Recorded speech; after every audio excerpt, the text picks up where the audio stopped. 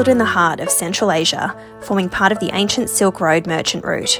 Uzbekistan and Kyrgyzstan explode in a jumble of history.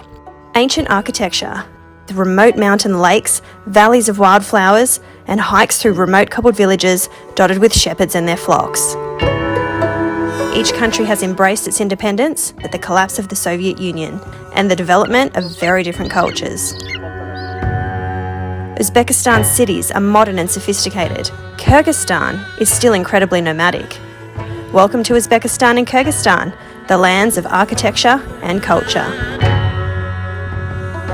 Kyrgyzstan is a rolling green wonderland, home to many pastoral nomads who move with their cattle and sheep.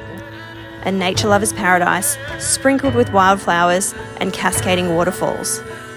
Hiking in Kyrgyzstan is breathtaking, with stunning vistas of towering snow-capped peaks. The practice of alakachu, bride kidnapping, although this is no longer legal, still takes place in Kyrgyzstan today. The opportunity to witness a cultural practice such as kokpuro or headless goat polo is eye-opening. It is truly humbling to be so warmly welcomed and to be truly viewed as a guest in their country.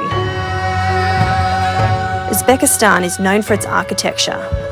Architecture made of adobe, a mud and straw combination, cobalt blue domes and sky-high madrasas.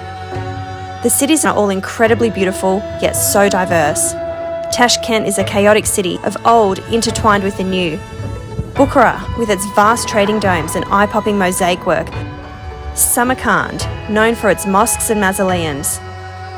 This is a moderate tour suitable for history buffs through to the architectural fascinators. From nature lovers to those who like to be active when travelling, eat like a local and do what the locals do.